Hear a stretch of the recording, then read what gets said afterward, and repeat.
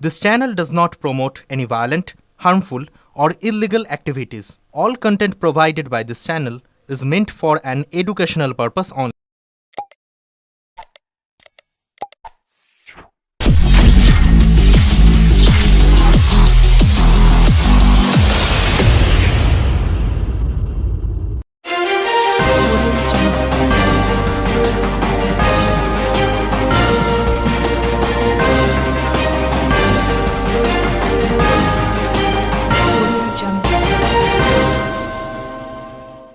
হাসপাতাল পরিদর্শনে গিয়ে ক্ষুব্ধ পান্ডুয়ার বিধায়ক। মই বেয়ে উঠে পড়লেন ছাদে, রোগীদের খাবারের মান নিয়ে প্রশ্ন তুললেন।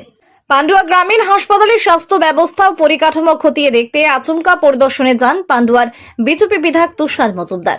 বুধবার আকস্মিক এই পরিদর্শনে গিয়ে হাসপাতালের একাধিক গাফিলতি ও অনিয়ম দেখে তীব্র ক্ষোভ প্রকাশ করেন তিনি। রোগীদের পরিষেবা খতিয়ে দেখে হাসপাতাল কর্তৃপক্ষের ভূমিকায় চরম অসন্তোষ প্রকাশ করেন বিধায়ক। পরিদর্শনকালে হাসপাতালের সামনে নির্মীয়মান একটি ওয়েটিং রুম বা যাত্রী প্রতীক্ষালয় নিয়ে বড়সড় দুর্নীতির অভিযোগ তোলেন তুষারবাবু। তিনি দাবি করেন ওই প্রতীক্ষালয়টি নির্মাণের ক্ষেত্রে চরম অনিয়ম করা হয়েছে এবং কাজের গুণগত মান অত্যন্ত নিম্নমানের। সরকারি টাকা খরচ করে কিভাবে এই ধরনের ত্রুটিপূর্ণ কাজ হচ্ছে তা নিয়ে সরব হন তিনি। অনিয়মের এখানে শেষ নয়, হাসপাতালের রান্নাঘর বা ডায়েট সেল পরিদর্শনে গিয়ে রীতিমতো চটে যান বিধায়ক। সেখানে চিকিৎসাধীন রোগীদের জন্য যে খাবার তৈরি হচ্ছে তার গুণগত মান অত্যন্ত খারাপ বলে অভিযোগ করেন তিনি। অসুস্থ রোগীদের এই ধরনের পুষ্টিহীন খাবার দেওয়া হচ্ছে, নিম্নমানের খাবার পরিবেশন করা অত্যন্ত অন্যায় বলে ক্ষোভ প্রকাশ করছেন ইনি।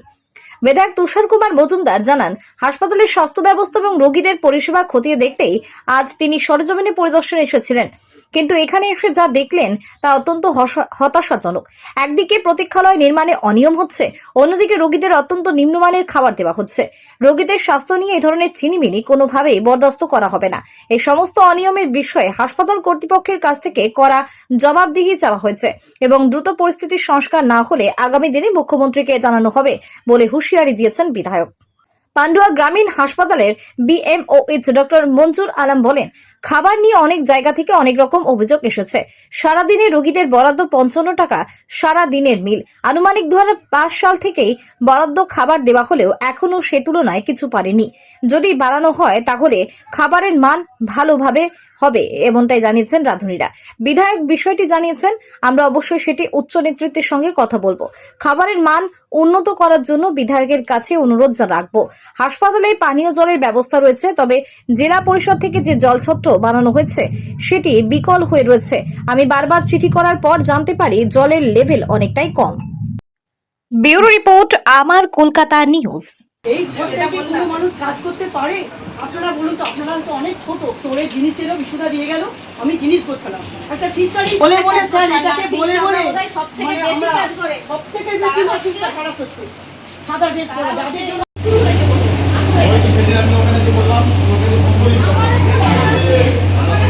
আমাকে খাওয়াতে হবে।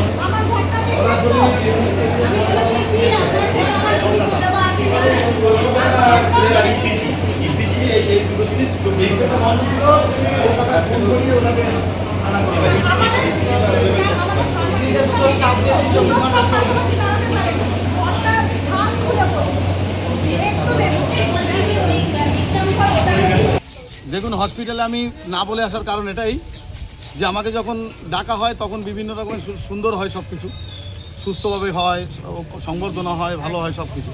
কিন্তু আমি মনে মনেই ছিলাম যে আমি যখন ঢুকবো তখন আমি কাউকে বলবো না, আমি নিজেই হসপিটালে ঢুকবো। তো প্রথম মিড ডে মিল যেখানে হয়, যেখানে খাওয়া দাওয়া যে কিচেন আছে সেখানে ফার্স্ট ঢুকেছে। তো কিচেনে যেখানে ডাক্তারবাবুদের কথা হচ্ছে চারা মাছ খাওয়ার ব্যাপার আছে, যে মাছটা খেতে বারণ করা হয় সেই মাছটা ওখানে রান্না হচ্ছে, বড় মাছ। এবং সেক্ষেত্রে খাবার যেটা আছে সেটা হচ্ছে একটা কি ডাটা নতুন বেরিয়েছে, ডাটা আর আলু, ঠিক আছে। খাবারের মধ্যে আর কিছু নেই, আর একটু মুসুরির ডাল আছে। সেই মুসুরির ডালের যে ডালটা আছে সেই ডালটাও মনে হচ্ছে কমা আছে, কারণ ডালটার বোঝা যাচ্ছে, তাকিয়ে রয়েছে ডাল। তো এই খাবার খাবে রুগী, যা ওটা দেখলাম।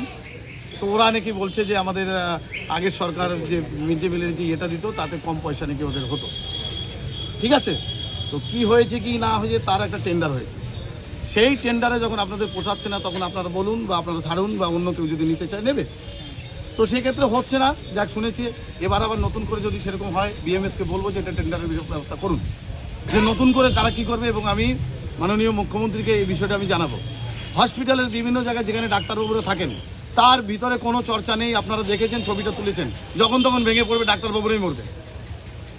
যে জায়গাগুলো আছে প্রতিটা জায়গাতে হসপিটালের মধ্যে একদম বাজে ব্যবস্থা রয়েছে। সরকারগুলো রয়েছে, এখানে কারা যারা যে কটা সরকার ছিল, বাজে ভাষা বলতে নেই, চিটিংবাজ বললে হয়তো খারাপ লাগবে, কিন্তু বলবো না বিষয়টা, কিন্তু একটা তত্ত্বাবধান করেনি এই হসপিটালটাকে। একটা এখানে দেখুন জলছত্র বানিয়েছে জেলা পরিষদের, 7 লক্ষ টাকার জলছত্র, তার নিজস্ব কোনো পাম্প বসায়নি। এখানে সাবমার্সিবল যে বসানো হবে সেটা কিছু নেই, ফিল্টার হওয়ার যে জলের ব্যবস্থা সেটা কিছু নেই। আর 7 লক্ষ টাকাটা কিসে খরচা করেছে সেটাও আগে জানাতে হবে আগে সরকারকে, আর জেলা পরিষদের এটা জানাতে হবে। আর এই জলটা ট্যাঙ্কি নিচ্ছে কোথায়, যেটা হচ্ছে হসপিটালে যে ট্যাঙ্ক তার সঙ্গে জুড়েছে, সেই জল আসছে, সেই ট্যাঙ্ক কবে পরিষ্কার হয় তারও ঠিক নেই। মানুষ একটাও জল খায় না, এখানে কেউ জল খায় না এই জায়গায়। তাহলে এগুলো বানিয়ে কিসের জন্য? টাকা ইনকামের জায়গা, টাকা ইনকামের জায়গা। প্রতিটা জায়গাতে ঘুম ধরিয়ে রেখেছে সরকার। তো আমি মাননীয় মুখ্যমন্ত্রীকে এই বিষয়টা তুলব যে পান্ডু হসপিটালের যে অব্যবস্থা, যেমন ওষুধের দিক দিয়ে শুনেছিলাম, তেমন যেগুলো দেখছি, যেগুলো শুনেছি সেগুলো বাস্তব। আজকে একটা ঘর করছে, এখানে ঘরের যা অবস্থা, এখানে বিএমএস জানে না, অথচ এখানে ছাদ ঢালাই হয়ে যাচ্ছে। এবারে সেই ছাদের যে ম্যাটেরিয়াল সেটাও নিম্নমানের। তো কখন ভেঙে পড়বে, কার ঘরে পড়বে, তো এই কন্ট্রাক্টটা তো নিয়ে পালিয়ে যাবে, কিন্তু মরবে কে? সাধারণ মানুষ, রুগী মরবে। লাভটা কি আছে বলুন? বলুন কার লাভ? তাহলে শুধু ব্যবসার জন্যই চলে কি সমাজ? যে আমার যাতে আখেরি লাভ হবে সেটাই সমাজ? সমাজের জন্য কেউ ভাববে না? যেখানে রুগী আছে, বিভিন্ন জায়গায় দেখা যাচ্ছে ঘরের মধ্যে ছোট ছোট ঘর, এই ঘরের মধ্যে স্টাফ রয়েছে, স্টাফটা যেখানে রয়েছে একটা ওয়াশরুমের ব্যবস্থা করা দরকার ছিল, সিস্টেম ওয়াশরুমের ব্যবস্থা নেই। সামান্য একটু জানলাটা খুলে ওখানটা দরজা করে পেছনে একটা টয়লেটের জায়গা করে দিলে তারা ভালোভাবে থাকতে পারে, সেটাও করেনি, কিচ্ছু করেনি। যা খুশি তাই কাজ হয়েছে হসপিটালে। এতদিন ধরে হসপিটালের দুর্নীতির আতুর ঘর চলেছে, কিভাবে চলেছে না চলেছে আমি জানি না, কিন্তু আমি নতুন এসেছি, আমার সময়ে আমি 5 বছর যতদিন আছি, মানুষ আমাকে দায়িত্ব দিয়েছে, এই দায়িত্ব আমি পুরোটা 100% আমি বুঝে নেব, যে কোথায় কি হচ্ছে কি না হচ্ছে সেগুলো আমি বুঝে নেব। সবে শুরু হয়েছে, এরপরে বাড়বে। আমার মুখ্যমন্ত্রী যেভাবে আমাদের দায়িত্ব দিয়েছে আমরা সেইভাবে লড়াই করব। এক কথা, একটাই কাজ। বলছি, দেখা গেল এখানে যে ওয়েটিং রুমটা যেটা হচ্ছে, এখানে কোনো একটা বোর্ড দেওয়া থাকে যে কাজ হওয়ার, সেই বোর্ডটাও দেখা গেল। আরেকটা বিষয়, যে ওয়েটিং রুমটা হয়েছে, এই জায়গায় দেখা যাচ্ছে কি যে কোনো কাজ হলে, যে গভর্নমেন্টের কাজ হোক, যার লটারি কাজ হোক, তার একটা বোর্ড বসানো হয়, যে এই বোর্ডটা বসিয়ে যে এত টাকার এত স্কিম আছে, এই জিনিসগুলো আছে, এত মেটেরিয়ালস আছে, সের একটা স্কিম হয়, তার মধ্যে একটা ওখানে ফলক পড়ে, কিন্তু সেই ফলকও পড়েনি, অথচ কাজ হচ্ছে। মানুষ কি বলবে? তারপরে যখন ফলকটা বসাবে, কাজ করে চলে যাবে, তারপরে মানুষ কাকে ধরবে? মানে রাজনীতি আর চালাকি কিভাবে চলছে আপনারা কল্পনা করে পারবেন না। তো এই পাণ্ডুতে আরও কিছু আছে, সবে শুরু হয়েছে হসপিটাল দিয়ে, এরপরে শুরু হবে পুকুর ভরাট নিয়ে। বিভিন্ন জায়গায় পুকুর ভরাট করে যে ঘরগুলো করেছে, যারা ইমারত বসিয়ে রেখেছে, তারাও সাবধান থাকুন। আপনাদের ওই পুকুর ভরাটকে কীভাবে কাগজ হলো, কোন বিএলওকে কী দেওয়া হয়েছে, বিএলও যাবে কোর্টে, বিএলও কোর্টে যেতে হবে, এবং কিভাবে কি কাজ হয়েছে, পাণ্ডুর মধ্যে দুর্নীতি কে কোথায় আছে, মাথা অটোমেটিক চলে আসে।